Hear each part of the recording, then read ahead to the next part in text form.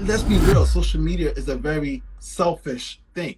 When you go to somebody's page, immediately you're thinking, what's in it for me? You as a content creator have to provide that answer. That's pretty much what it is. If they go to your page and don't see anything of value for them, they're leaving. So we got to put ourselves in that mindset. How to improve your Instagram strategy in 7 ways. So, May, being the wonderful guest that you are, if you would like to go first. Yeah, of course.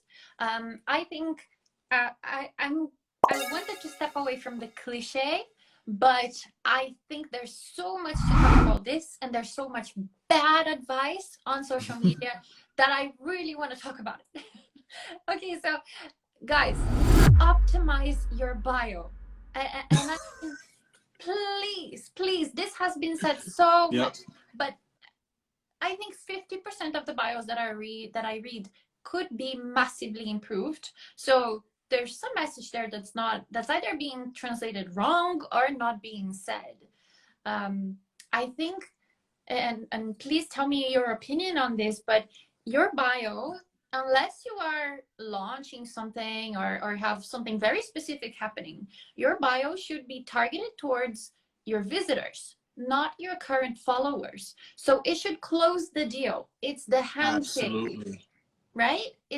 It's for people to follow you. They saw your reel, they saw your carousel, they got curious, and now they want to see who you are. And your bio should tell them exactly that. It shouldn't tell them that you're a coffee lover. It shouldn't tell them that that you like a certain hashtag. It shouldn't tell you anything of the matter. It should simply be a handshake. So I like that analogy, a handshake, as the Instagram bio. I like that. I really like that. I'm gonna have to keep that one. I might have to borrow that from you. go for it. Go for it. All right, so that's the first one, is to optimize your bios, guys. My first one I would like to share. Let's see. I'm going to focus now on the idea of gaining. I'm going to have a different kind of topic per each one. Mhm. This one more pertains to gaining followers, and that is to create selfless, valuable content.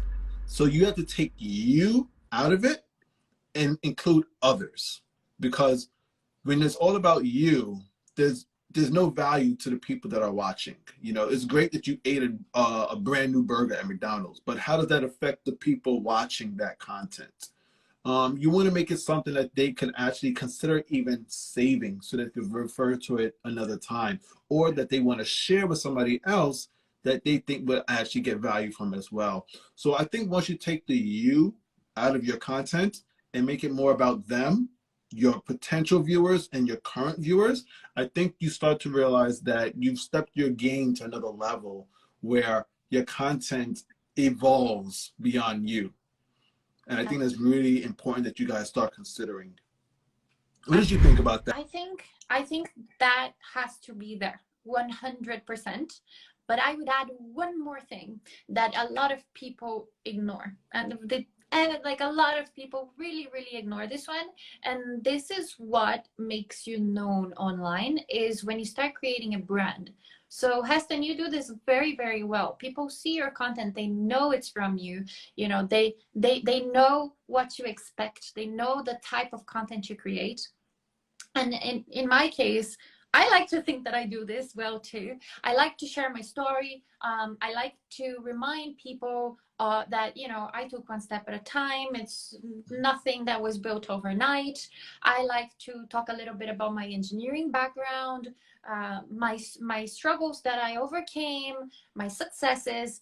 And this creates a connection. This creates a connection that you can't find on Google, that it's Yeah. highly valuable, that people that went through similar situations are going to relate to. People that want Yes. to get to where you are going to relate to that. And the more you create this connecting content, and totally agree with you, Hassan, it's not a self content, it's a connecting content. It's the gap between Yeah. you and your audience. So that connecting content needs to be there.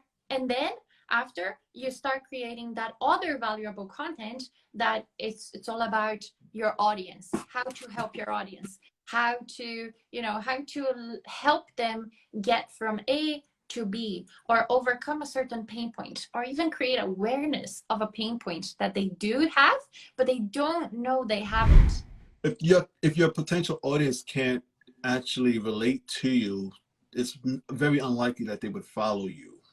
They Let's be real, social media is a very selfish thing. When you're looking at it from the point of view of the audience, it's when you go to somebody's page, immediately you're thinking, what's in it for me? You as a content creator have to provide that answer. That's pretty much what it is. If they go to your page and don't see anything of value for them, they're leaving. So we got to put ourselves in that mindset. What's your number 3 step to improving an Instagram strategy? I'm sorry, you're number 2, but it's number 3 in total. Yeah, totally. I totally agree with your number 2, so we can keep going like that. So number 3 is another polemic one. Okay, I see, people telling me all the time, I don't know what to post. I never have new ideas. And I'm like, stop. You don't need a million ideas. You need to keep your content consistent. The person that watches one reel today, they're going to watch your reel in a week's time. It's going to have the same vibe. It's going to have the same feeling.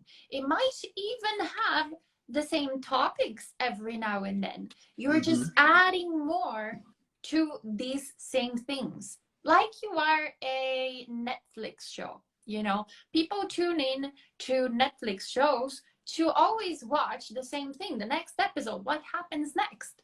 Now imagine one day you are an episode from, I don't know, I'm just gonna say something random like Pokemon, and then the next day you are an episode of what's the name of that horror show, American Horror Stories? Yeah. And then the next day you're Black Mirror, and then the next day it's like nobody's gonna understand anything.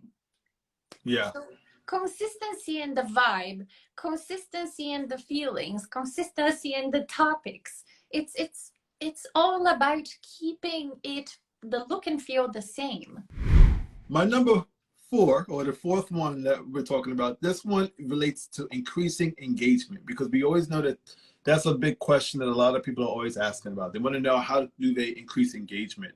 The best way to increase engagement, and I'm gonna keep it very simple, start conversations. Whether it's in the DMs, it's in other people's comments under their posts and reels. Even if it's in the IG stories, we mentioned IG stories earlier. When you send a comment to somebody in the IG stories, it goes to their DM. Start a conversation. Don't just say, or don't just put a comment of only emojis. That doesn't make any sense. I can't reply to just only emojis. What am I supposed to say? You're most likely just going to get an emoji back. What you want to do is start an actual conversation. If somebody puts out a post about maybe a movie or an experience they had, ask them, inquire a little bit more information. Hey, did you enjoy the movie? What did you think about the end? No spoilers, obviously. Give them an opportunity to respond back. That's engagement. That's social media. Social is not a one-way channel. It's 2 ways, and we have to remember that. So we want people to start engaging in a manner that we hope to get something back. Put out a comment, they will most likely respond with another comment as well. Absolutely. I think as we start growing our audience, nurturing our current audience becomes super important. Just make sure the basic stuff. Make sure to reply to your DMs. Make sure to answer the comments you're getting in your posts. Make sure to start conversations in your Instagram stories. Go live, and ask people to send questions, answer the questions. It's all about being social. I think the hard part on the engagement matter is at the start. Yeah. When we start, when we are hearing crickets, we post questions, nobody comments. We create posts, nobody comments. We go live, nobody joins. I think that's the hardest part. And you just gotta keep creating no matter what, you know. Keep creating, keep exploring other accounts as well.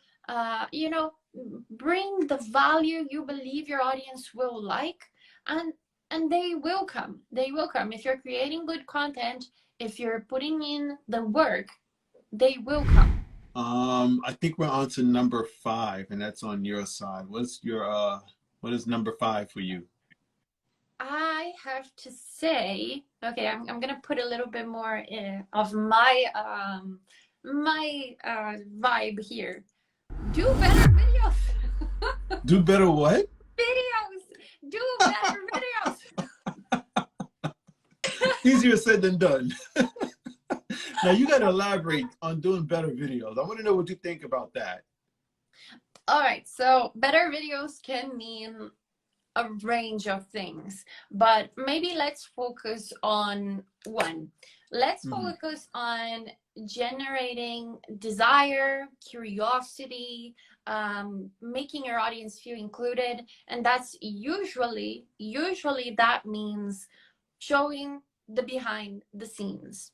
Okay, so there's a reason why every month I post 2 or 3 videos showing the behind the scenes of me shooting something and the final result, because that generates massive trust, massive curiosity. I get loads of followers. My current followers love it, and it increases. Now, here's for you guys that sell products or anything that you can hands-on, you know, do, like services, hands-on services. It increases the value of what you sell, okay? Because people were seeing all the work that you are putting behind that. If you're not showing your behind the scenes, you're missing out on all of that, on the curiosity, the desire, the trust, everything. So that's one of the ways to do better videos, just by showing the behind the scenes. People are curious and just nosy by nature in a way, and I think behind the scenes kind of helps answer some of those questions that we have in regards to, like, how did she make this real? How did she get that angle and transition? Which I know that you're going to be going into in regards to your Reels course. But those are answers that we could give them with behind the scenes, and using that as video. That's a really great answer. I like that idea. I want to get into my last one for 7 steps to improve your Instagram strategy. And this is one that I think a lot of people were kind of hinting at earlier when I asked the question of the day in regards to what are they focusing on. Now let's get it out there. Let's get the elephant out the room. Everybody's trying to make some money on Instagram. Let's be honest, right? We want to figure out ways to monetize all of those amount of hours that we put into our content. We want to find a way to actually monetize that. So my idea is to sell digital products through your IG stories, your DMs, and your link in bio. Now, how do you do that? You create, obviously, a digital product. Maybe it's something like a course on Reels, perhaps, or maybe a PDF file that you know, maybe it's an audit that helps people kind of audit their Instagram. There's so many different ideas on what you could actually create as a digital product, an intellectual property. You go ahead and you create that, and then now you use social media, such as Instagram, to go ahead and market that product. You go ahead and, you know, create the conversation that we mentioned earlier, and don't do it in a way that you come off salesy. Don't just go and flood 50 different people's accounts and say, hey, I have this great product for you. No, that's when you're actually selling the product. Don't sell the product, sell the solution to the problem that these individuals have. Totally agree. Totally agree. I think that having a digital product is something that, you know, you can work on your free time. And then you can just put it on your link in bio, create a small strategy. Like Heston said, it's not about buy my stuff. It's all about raising awareness of the pain points that your product solves, how they solve it. If you have social proof, even better, you know, results, testimonials, you know, maybe some social proof from your own like education background experience. So bring all of those on board when you're on your sales mode, because you know we all want to make money. And then you can start selling a lot more than if you randomly wake up and you post a picture of your product or your digital product and you say buy my stuff.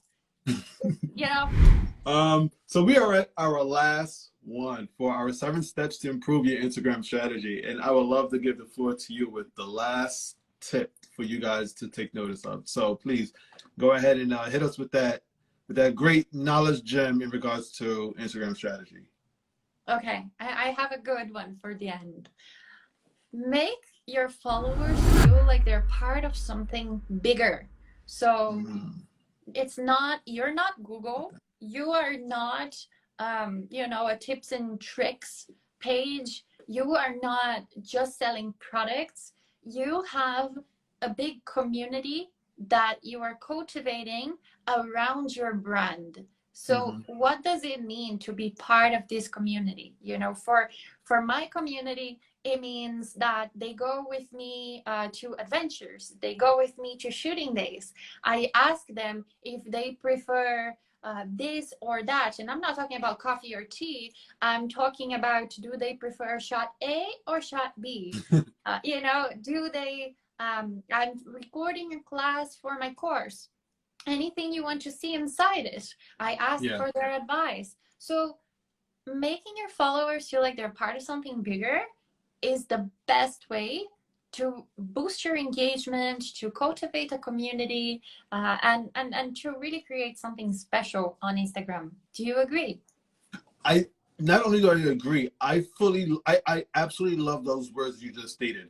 Cultivate a community. I strongly believe in that, and I think that one of the problems in regards to social media is we don't focus on that. We focus on followers, and I think that there's a fundamental difference in community and followers. Followers are those that follow, but that they don't necessarily follow you the entire time that they are actually linked to you. Community are those that truly support you in what you do. Those are the individuals I find that go into your IG stories. They comment on your posts. Those are the ones that are also more likely to purchase your products when you create them. That's when you create those are the individuals in a community. So there's a big fundamental difference, I believe, between community and followers. And we have to kind of focus on which one do we want. Yeah, it's great that you can have 10,000 followers, but are they truly supporting you? If you were to put out a post with 10,000 followers and say, okay, I need one person to purchase this t-shirt from me, and nobody does that, I'm sorry. You don't have a strong community, unfortunately. You want to focus on building a community. So I 100% agree with everything that you stated there. Absolutely, absolutely agree. And we can go on so many tangents from here. For example, that crazy obsession for going viral that people have. You know, going viral can absolutely mess up your community so bad if you're not careful. Because what is viral? Viral is something that's out of control. So all of a sudden, all that nice content you create, even if it's really good, it gets out of your control. So it's not the best thing in the world. And I try to say this on and on again, but if people don't listen. Well, I hope those that are watching or listening, as I stated earlier, I hope you guys had your pens and papers out for the amount of information that we were going to give. I think we gave a lot of good knowledge gems in regards to how to improve your Instagram strategy. And we gave you 7 tips to go ahead and move forward with. As I always like to say, go ahead and step your gram up. If you got any value from that video, please hit the like and subscribe button. And if you want more content like that, such as are Reels no longer an option, check out this video right here. Or check out this awesome playlist right there. Hope to see you soon in the next video.